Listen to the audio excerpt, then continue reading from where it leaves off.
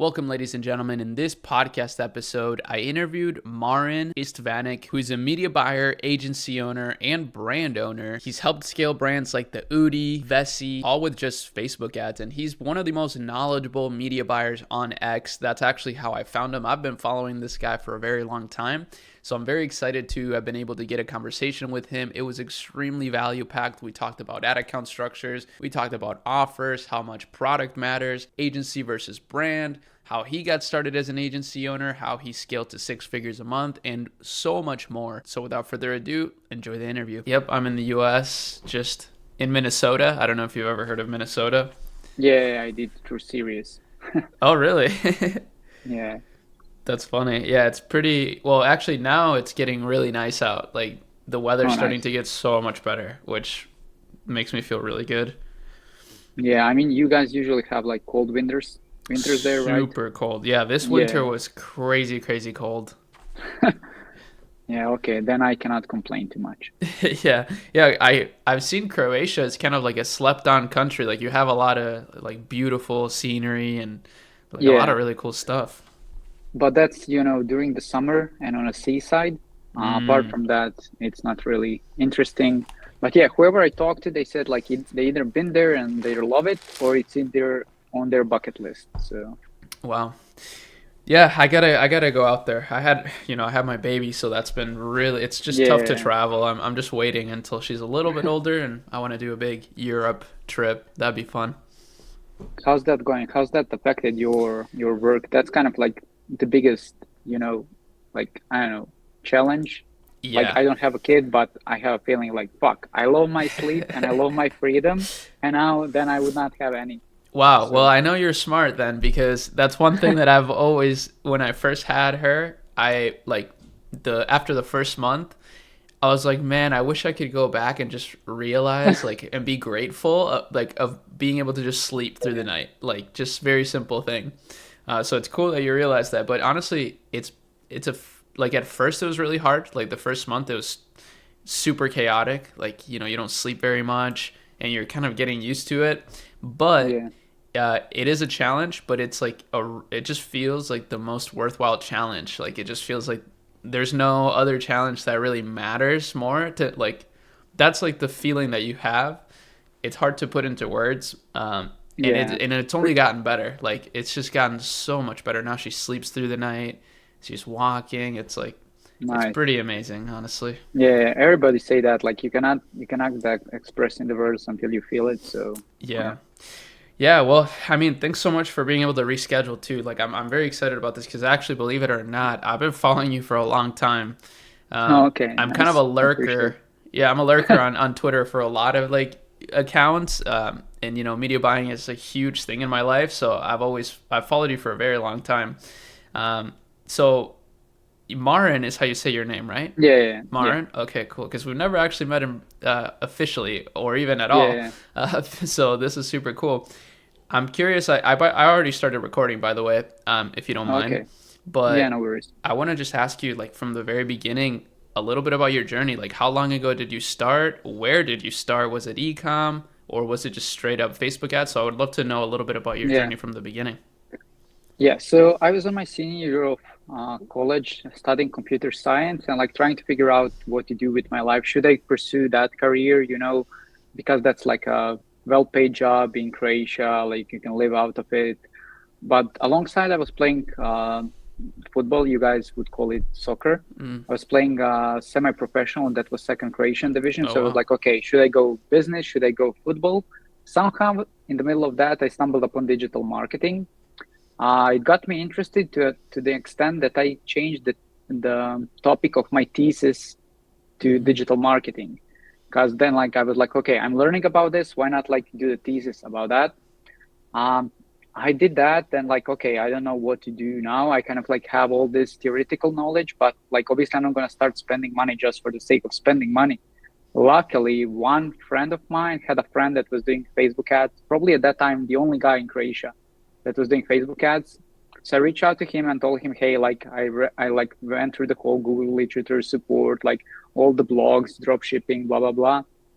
But I want to kind of like get the first hand experience. He said like, perfect. I just need someone who will be like finding the audiences, uploading the ads, like doing the reports, and like that was amazing for me. How long So I ago was started, this? I think it was 2017. Wow. Yeah, so 8 years ago. So I started working with him, soon enough I got like to an extent that I could freelance, but he was kind of like the guy that was bringing the clients. I was kind of like doing the work on a very basic level. Soon I connected with Matt, who's the founder of the Inspire agency. So I started working with him first as a part-time freelancer, then like as a junior in the agency, then mid, then senior, then head of performance, currently partner at the same agency. So basically my whole journey, 8 years of digital marketing, is tied with Inspire. So I went from Wow. junior to partner at the agency, and I'm also partner at the internal brand. So at the moment, we are kind of a boutique agency that's focusing on paid social. Facebook is our bread and butter. We do some Google ads, we do some TikTok ads, but Facebook is what we are best at. The agency is a boutique one, basically just two people, two friends of mine that I trained that are working with me for the past 4 or 5 years. Basically, because we don't want to water down with quality, we don't want to water down with more services. I don't want like you talk to me, then you end up with some junior media buyer. So I keep it like um, lean and high quality, and we just do media buying. We do some stuff on the creative strategy, but basically limited number of clients, and that's it. Amazing. People ask me, okay, like why limited approach? But like we realized that we can scale other people businesses through Facebook ads through the years. So then we launched our brand that hit 30 million our third year. So I'm kind of like juggling Wow. between the roles. Although my partner is more focused on the brand, I'm kind of like doing the Facebook ads and like helping with the growth side, but I'm handling the agency. So yeah, that's the journey. Crazy, man. That's such a cool mix of, I like the idea of a boutique agency too because it's like way more chill but probably more profitable. So then Yeah. it's a good balance and then you can spend time on the brand. So when did the internal brand come about? Like how long ago? Yeah, so idea was there like for the past 5 years. We had some smaller brands, that like you launch, you find the product, you scale it, but then it's saturated, so you sell it, you just flip it, and that's it. But like this is the actually product that we realized that it has a big opportunity. So like before we launched, like it was production for I think almost a year Wow. till we got prototype of the product that it works properly. That basically all of that.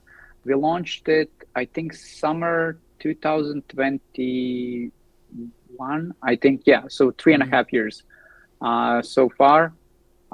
Yeah, like it actually like is doing better than what we expected because we Yeah, hit that's 30 huge million in numbers. the third years. We did not expect that, but like I can't complain about that. Yeah, I don't think anyone would. That's great growth. And is it mainly, yeah, I want to dive a little bit deeper into that. Is it mainly meta ads, like the growth? um, so Facebook is our highest spending channel, obviously, but we do influencers, Mm. PR, PR. Google, to an extent, online retails and stuff like that. So it is a mix, but it was built on the backbone of influencers and Facebook ads That's such a because we great leverage, combination. yeah, because we leverage like most people just do influencer and that's it. They post and like that's it. You get sales. If not, not. But like we actually leverage influencers to get whitelisting access, and that's how we manage to scale our Facebook ads. So it's kind of like okay, we get the word of mouth, but we actually amplify their content via ads. And is it a US based brand or is it in Europe? Yeah, US. So like I would say 80% of our sales are US. Oh, interesting. Have you guys thought about TikTok Shop? We did, but it's not really, it wasn't successful for us because the AOV is around 200. And Oh, basically, so we cannot get it to work on TikTok Shop. Like whoever talked said to me that like they have success with TikTok Shop. It's like mostly cheap products. We have some yeah. clients that we do TikTok, and it's again like below 50, so we cannot get our product to work on TikTok I Shop. feel that. The only example that I know that's like outside of those boundaries is Medicube. Have you seen those guys? I did not. They're a No. Korean beauty brand. You should look into Okay. them. They're really cool, and Okay. their Nice. product is like $300. I don't know Okay. how they did it, but yeah, worth studying for sure. Yeah. Medicube. Definitely. But Thanks. dude, that's so cool. I I didn't know the extent of this, brand and agency that you have going on. But let me get a little bit deeper into some strategy just to make it also Yeah. really relevant for my audience and community. Because you mentioned actually that before this brand became this brand, you were testing other products. I'm assuming sort of with like drop shipping. Uh, what is the launch strategy for a brand in your opinion? So do you want me to talk about, because like it's a different for all the other brands and for this brand. For all the other brands, we were just like, okay, there's a trending product, or like there's a trend coming. Mm-hmm. We know there could be a product, or like there's an opportunity. Like we had like skyboards, we had heat aids, we Mm. had like sleeping cocoon, we had homemade sauna and stuff like that. So basically, those are just like catching up on a trend. But this was actually okay. There's a product that we know we can improve.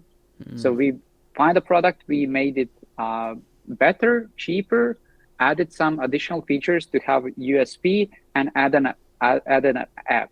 So basically, we kind of like differentiated from the product that already exists, and we know there's a demand. So basically, that kind of like enabled us to overtake the competition because we are cheaper and we have more features. Product launch, actually, like we knew that this product would do well. So basically, we already went into mass production. What we did for our second product for this store is we made a sample. We made like 5 samples. We send it to UGC and tell them, hey, like you do this angle, you do this angle, Mm. just test. We launched Facebook ads. We spent like, I don't know, 5K in a week. We saw that we got sales. Then we reach out to the customers and told them, hey guys, like this is in production. We can refund you the money, and you can wait for the couple of months.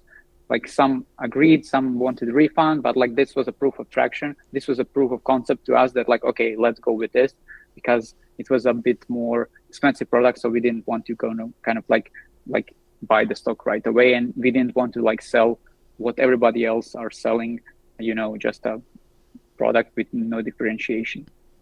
Awesome. I love that. And when it comes to like you said you launched with UGC, would you ever launch just statics for a product? Let's say if you don't have content for it.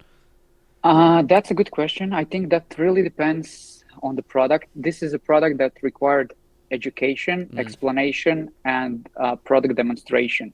If you're selling shoes, clothing, jewelry, watches, toys, something that's self-explanatory, you can do images. On the other side, I think like on our side, it was a bit harder to do that with an image. Even now, like images for us just do remarketing because due to nature of the product. That makes a lot of sense. That makes a ton of sense. Yeah, I like the reason I love statics a lot is only just because they're so easy to make, relatively speaking, and content can be a little bit trickier. But maybe with AI, it'll get better. That's my next question. I'm curious what you think, or what are some AI tools that you're using, or any at all? Is it even useful for you, or To be honest, not to an extent you would expect. yeah? I think my creative strategists and video editors are using that more than what I'm using it. I'm just, using ChatGPT and Atria um, for product review mining to get some angles and inspiration of the phrases, customer persona, basically just a research and kind of like accumulating and understanding the patterns. Mm, Because like I'm pretty much doing mostly media buying, so there's not much that AI can help me. While on the other side, this creative side is where it has a way bigger kind of how do I say it, adoption. true. I also noticed I saw one of your tweets recently. You were sort of coined as the ABO guy. So I kind of want to dive a little bit into that. What's your mindset on this? Like, why ABO versus CBO, or how do you Yeah. approach it? So like it really depends on like couple of like the main thing whether I will use CBO or ABO for testing is the number of successful tests. So if let's say on a weekly basis we launch 10 tests and you have only one winning test or like two, then I would launch in a CBO because that would prevent me for wasting budget on all of the tests. That's kind of like the main thing when I would use CBO. If on the other side, I have, let's say, 3, 4, 5 winning tests out of 10, the number, like, I can scale all the individual tests, and that can offset the bad performance of the bad tests. So not necessarily like it is better for testing, it is better for scaling. So in a lot of ad accounts, my testing campaign is actually my highest spending campaign. And ABO allows me to scale all of the good performing tests. That's one thing that I would like to use ABO. The other thing is it gives me learnings, because like in CBO, I could launch 10 tests. One would get all the spend, 2 would get some spend, 7 of them would not get any spend. But I'm okay sacrificing a bit of spend to get some learnings. Hey, hook rate is great, hold rate is terrible. Let's try to iterate it. Let's make it better. And if I actually do proper optimization every 2 days in the ad account, it's not that actually I lose so much money, but I get the data, I can iterate, I can get some additional winners. Obviously, it also depends what's the overall daily budget, how many weekly tests I have, and what's the AOV. So for example, if you're spending 3K a day and client tells me, hey, we have 10 tests a week, and general hit rate is pretty bad, I would say like, okay, that just doesn't make sense for me to do ABO, although I like ABO. On the other side, I have a client that's spending 20, 30K a day, and we also get 10 tests a week. So when I launch it, 10 tests a week with 100, like it's 1K out of 20, so it cannot hurt me that much. Yeah. So it really depends on the different factors. Most are overall daily budget, AOV, and number of successful tests on a weekly basis. Crazy. That's really insightful. That's going to be a clip for sure. But I'm curious. Okay, so let's assume a CBO, like you are going to launch a CBO. Would you then launch like a CBO per test, or would you just, like, let's say you do one CBO and you put like 3 different ad sets in there or something, and then you do another new CBO, or how would you approach it? Just one CBO? No, basically then basically you just feed that CBO with tests. What I like to do, even when I'm using CBO, I like to put minimum budget per test. Let's say 5, because I want to, hey, Facebook, like, just spend something. I just want to get some data on the soft metrics to see whether it's worth potentially moving that from CBO, whether it's worth iterating or something. But basically, you just feed that CBO. But what I don't like about that, like, it's hard for a new test to beat the winner. So it's hard for a rookie to beat an MVP, just because the MVP has like a lot of social proof.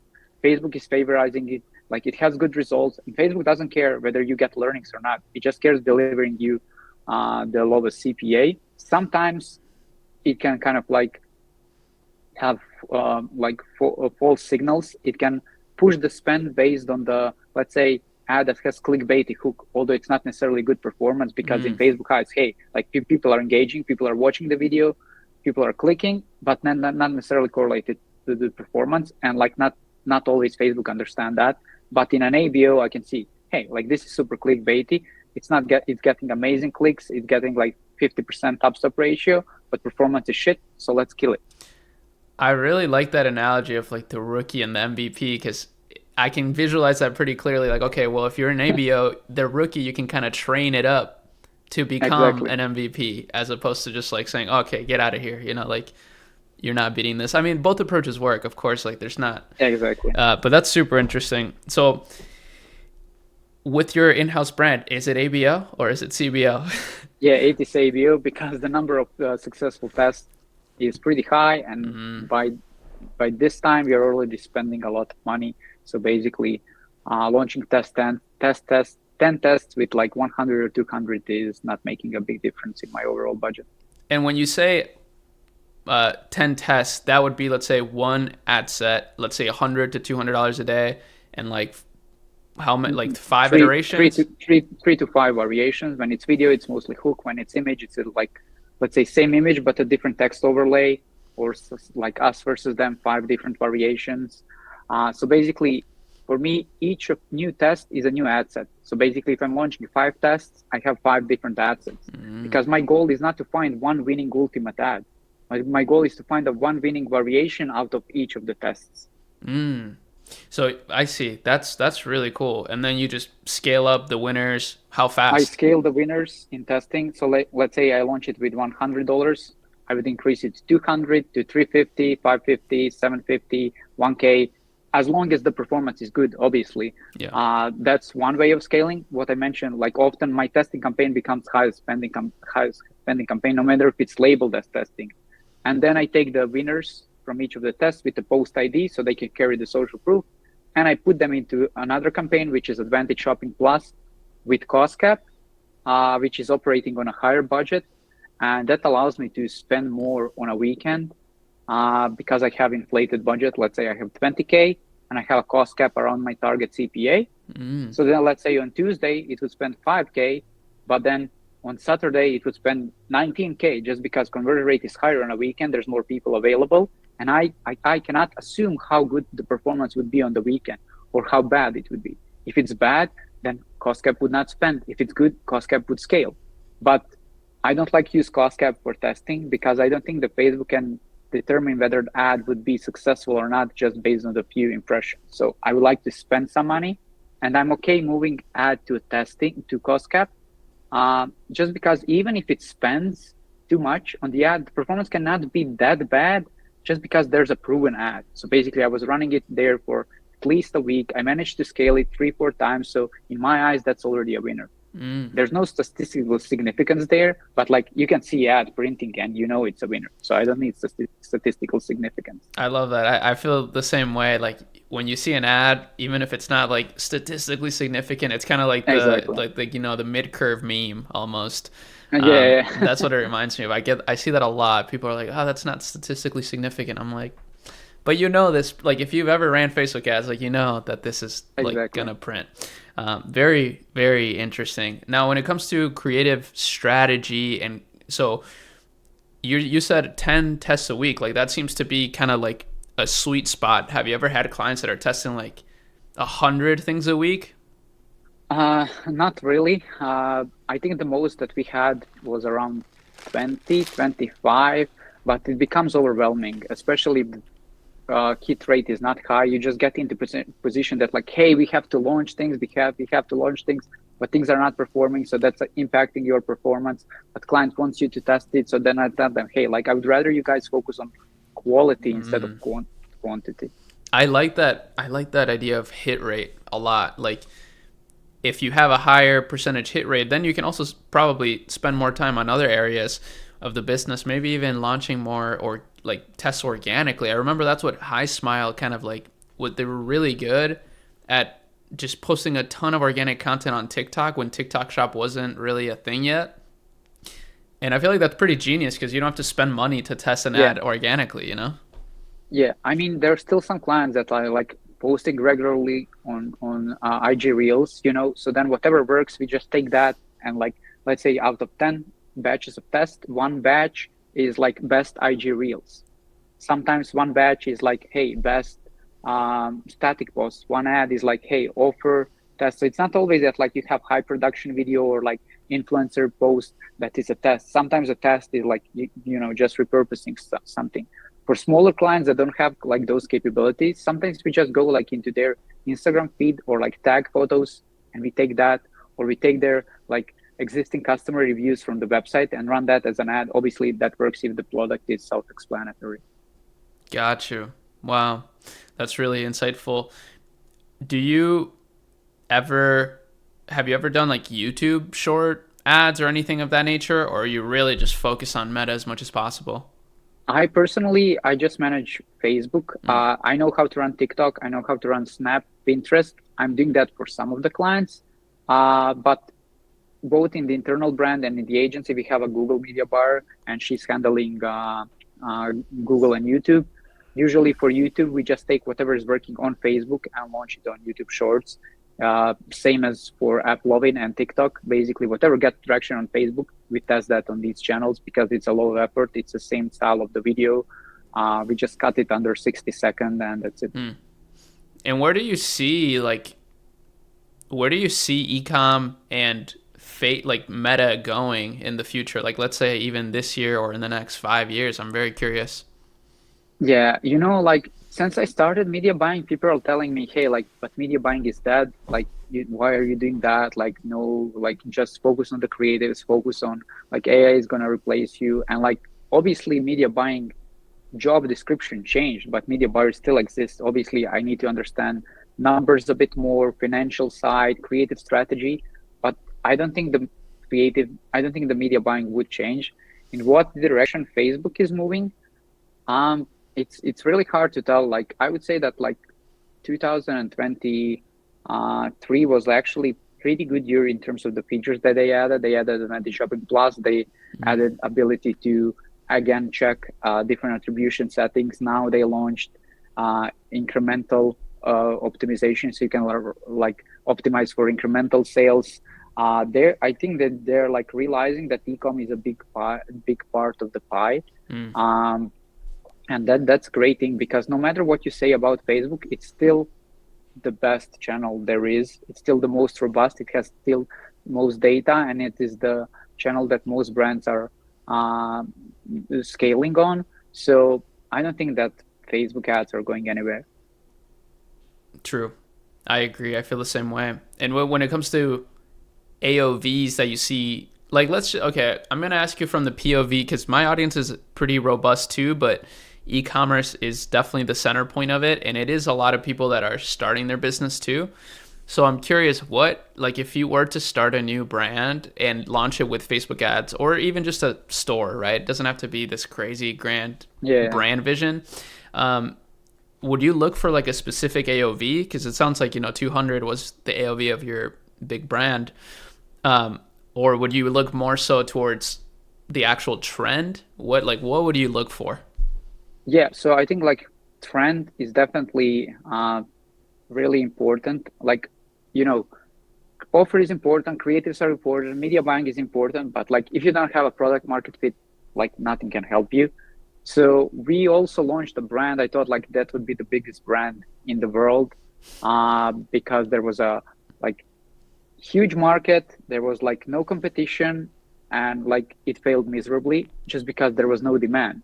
So I think like demand would be there like in 5 years, and obviously we could not support like to educate the market to this extent. And as I said, like what I thought would be amazing turned out to be shit because there was no demand. So my first thing would be, okay, try find something that has a demand. In terms of the AOV, I don't really pay attention to that. Obviously, I would not sell anything that's below 50. Even if you sell something that's like 15, 20, try to frame it as like buy two get two, buy three get three, so you can actually increase your AOV, because it's like super hard to be profitable with like $20 product, especially if it's not like some subscription based thing, because the CBMs are just getting more expensive. Again, above 200 to 50, it's hard to sell on Facebook just based on one click. So I think the sweet spot is like between 70 and 150, because it's still an impulse buy. It's not like something that people in the US like will think through like multiple times. So I think that's kind of a sweet spot. If you can build some post-purchase upsells, based on that, you can increase your AOV for 20, $30, and that's amazing. True. What are some good offers that you're seeing right now working like really well, maybe in something unique? Yeah. So basically, something that will work almost 100% of time is buy one, get one. It is better than having like 50% off, although it's in theory same offer, but you have higher AOV, and to users, it looks way, way more appealing. So obviously that's the most aggressive offer because it hurts your margin the most. But if you can run it, if you can like have your one piece, one product price high enough that you can like eat your margins based on BOGO, I would definitely suggest that. But obviously, even when we do that, we just do that like, let's say on Black Friday, or like because it's not sustainable for us to run that whole year. Besides that, gift with purchase works fine. Price anchoring works fine. So basically, if you're selling supplements, like let's say 1 month, 2 month, 3 month, you could put 1 month at $199, 2 month at let's say $169, then 3 month at $199. I guarantee you nobody would buy 2 months. Everybody would buy 3 month, at least 80% of them, because like in their eyes it's like, fuck, I'm like fucking them. I'm gonna buy a Yeah. 3-month bundle, but it's actually you priming them to buy a 3-month bundle. So that price anchoring is like super effective. That's a good one. Have you worked with any supplement brands that sell supplements at like over $100? Uh, I cannot say that I did, but AOV was not necessarily AOV, but like we had some orders that were above 100, especially if you like if you frame it that way. Some of the supplements, that are like retail supplements, they're like retailing different products from different brands. They're like, how those like guys that go to gym, then they buy like pre-workout and protein shake and creatine, whatever. So then like it turns out to be uh, over Mm. 100. Yeah, I feel like that's an interesting space, the supplement space. There's so many Amazon brands that are like going crazy on Amazon, but are also Yeah, now trying to tackle TikTok Shop and then even Shopify. So I feel like the market for media buying is actually getting bigger and bigger, if anything, because these brands want to run ads. exactly. I had multiple brands that are like from Amazon. They're like, hey, we just want to crack Facebook. They have a hard time cracking Facebook, but in my eyes, like they're getting from a better perspective. They build a brand organically. So I would Hmm. rather build a brand organically and then start Facebook ads than like, hey, we are amazing on Facebook and then let's go on Amazon. Now that you mention Amazon, I have some clients, not necessarily clients, but like people that I consulted with or did the audit for. They're spending over 100K a day on Facebook ads on a break even, sometimes even losing money. Why? Because they have an Amazon listing that is Hmm. scooping up all of their demand. So they're on break even on Facebook, but they generate like 50K, uh, let's say, free money on Amazon just because of the Facebook traffic. So that's also an interesting business model. Totally. There's so many interesting things happening in e-commerce, man. It's like every day there's like something new I hear where some guys like yesterday I heard about this guy that has a supplement brand and he's doing like 1 million a month profit. And he's Wow, only running like image ads, for example, like on Meta, and he's not nice. even testing that much. I'm like, how is that even possible, man? Like, how do you think that would be possible? Is it really just like the Maybe copywriting we or are what? talking about the same guy. uh, Not sure. I know there one. I know one guy that's Doing something like that? profiting. Yeah, doing profiting those numbers and running just image ads. As I said, that can work only when the product is self-explanatory. So if it's a toy, clothing, jewelry, shoe, lamp, or whatever. So only in those cases. Interesting. Yeah. Well, what would you say is the a really interesting category that you're kind of keeping an eye on, I guess? Like if you had to launch a new brand, I know you have your hands full, but if you had to launch a new brand or product, where would you launch it and how? Actually, that would be pretty interesting. Yeah, so I mean that's really good question. Obviously, you try to tick as many as boxes as possible. So something that you can be profitable on the first order, something that's easy to ship, so you don't have to like pay a lot of money for shipping, something that can have a good markup. Let's say supplements or pills, like you pay it like I don't know dollar, but you sell it for I don't know whatever 50, 70. um, Something that doesn't have a lot of SKUs like clothing, and Mm. something that could have like a big perceived value. So no wonder most people go into skincare or supplement because it helps with an LTV. But what I see super popular and emerging niche at the moment is hydration. So Mm. basically, electrolytes and stuff like that. Uh, those are like in sachets that you just put into water and stuff like that. So I think like I mean, there's a huge competition at the moment, but for a reason, because that feels like a very fast growing category. So that actually leads me to another good question.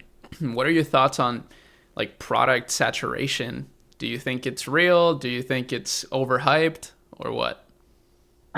That's another great question. I think it really happens, but it really depends on a trend. Sometimes you have like I don't know something that's like trending for a year or even less, and then after that it's gone. There are people, still selling ice bath, but like, it's not like what it was 2 years ago when everybody started doing it. Obviously, people are still doing it, but like it's never gonna peak. I think it's already peaked. On the other side, there are obviously some products that are like, you always need shirts, you always need some things on a daily basis.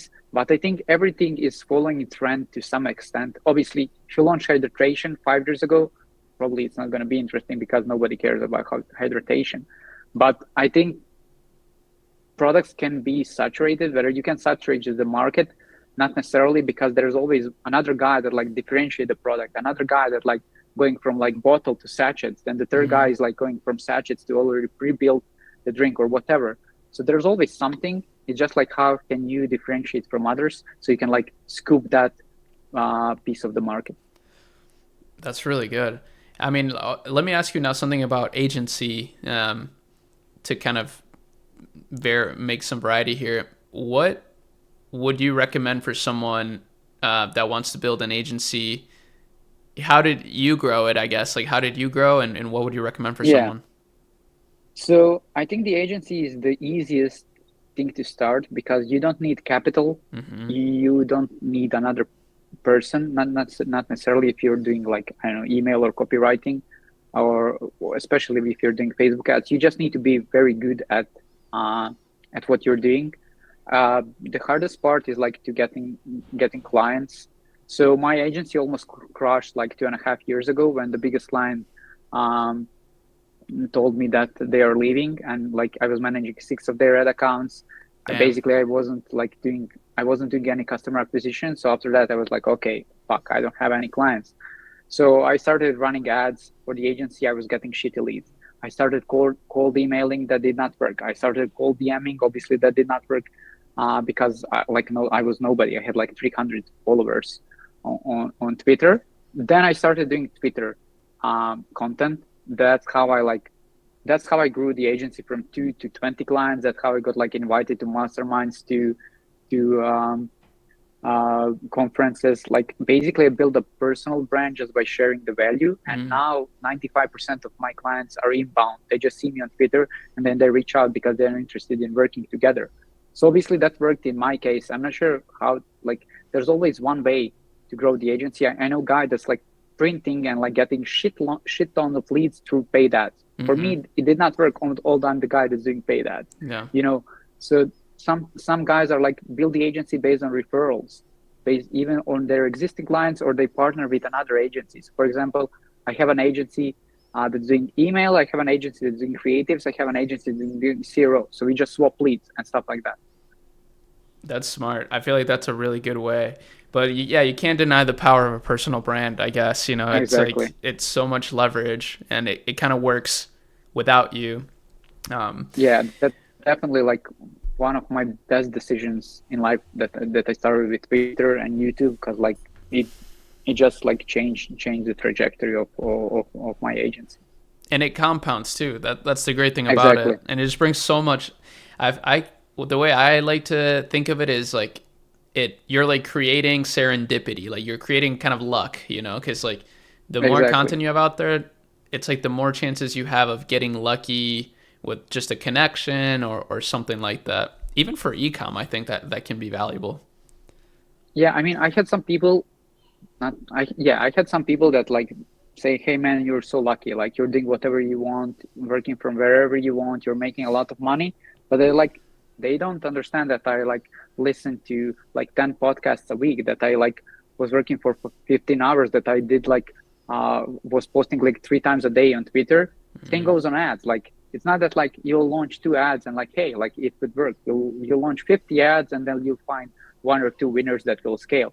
So it's always like a numbers game, and like a lot of the stuff that's happening in the back end until you get to the position where you can call the hard work, where you can call it luck. So true. Well, that's a great place to kind of wind down. I think that's motivational, and a lot of people need to hear it, especially right now. I feel like the world is pretty chaotic, at least in the U.S. I don't know what the perspective is over there, but it's kind of crazy. I mean, we kind of like obviously follow what's happening in the US. Not necessarily we have a direct impact accept the potential war situation. But yeah, I know like there's a lot of things happening, and obviously I'm super grateful for the position in which I'm in. But as I said, I don't think it's luck. It's just like discipline and consistency. Yeah, and that's the same way that you approach your ad accounts. Exactly. That's funny. Yeah, I guess how you do anything is how you do everything. That's a good saying.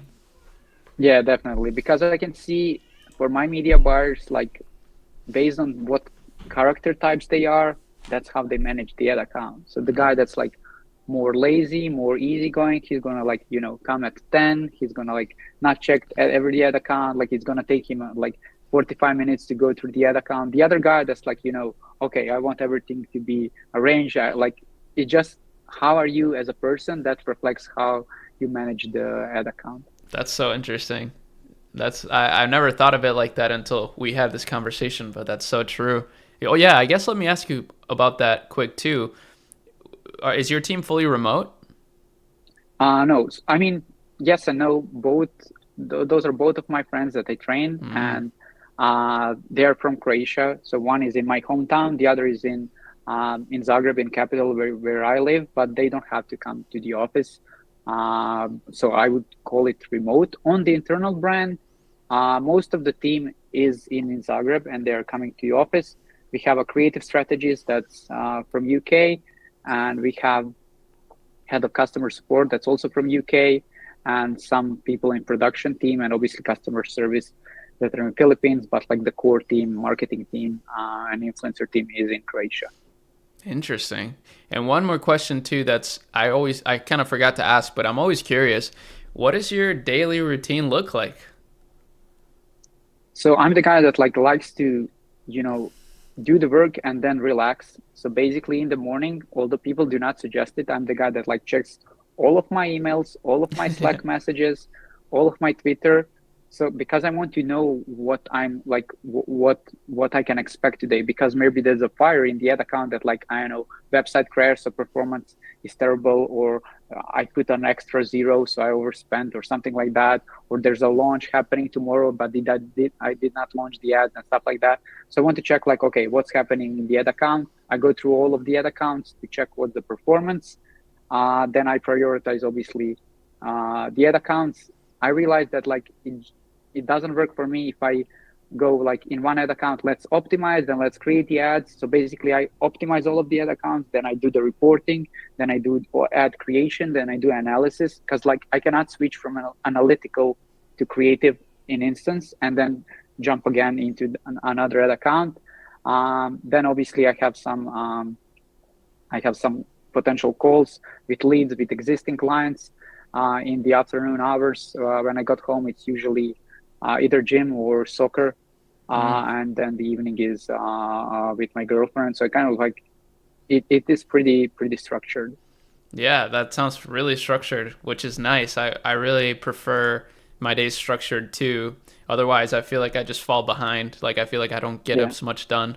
exactly. And then I'm most relaxed when I know I kind of like did all of my tasks from the task list. But I guess that is gonna change when the baby comes, as you mentioned to me. Yeah, that will definitely change, at least at first.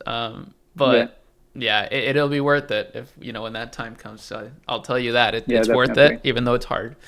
But yeah, man, well, thanks so much for taking the time to do this. I'm excited to post this and see what value my community can get out of it. I'll probably post this on multiple platforms. So where can people find you? Where do you want them to go? Yeah, so I'm the most responsive, and most active on Twitter. Like on a daily basis, I share a lot of tips and tricks, strategies, stuff that are working for me in the ad accounts. Recently, I started with YouTube to kind of like add a long form content. So if you want to learn more, I suggest to follow me there. If you have any questions, just message me there. Unless you're a guy that's like selling closer service or want to like sell me some bullshit SaaS, I'll be glad to reply. That's pretty funny. That's like so many people in my DMs are like people trying to be a setter, closer, appointment, like Yeah, exactly. copywriter, like a lot of cold DMs, man. I don't know who's teaching that, but Yeah, yeah, they're definitely. printing for sure because there's so many Yeah, people doing it. yeah, exactly. And I mean, I don't know. I think you have to be at that position. Like, if you are looking for a setter, then that DM could be interesting to you. But like, sometimes I have a feeling that like they reach out like, and like it's, hey, first name, or they just like copy your description from bio, which is obviously I just know you what you did. But as I said, it really depends whether you are whether you're into position that you're looking to hire someone like that. But you got to respect the hustle. Exactly. I feel the same way. I don't try to hate on it too much because it's a Yeah, lot of young people too, like a lot of young guys that are yeah. doing it. So I respect the hustle completely. But yeah, thanks, man. I have a great rest of your evening, and I look forward to continuing to connect in the future too. Likewise, man. Thanks for having me. Of course. All right. Bye bye.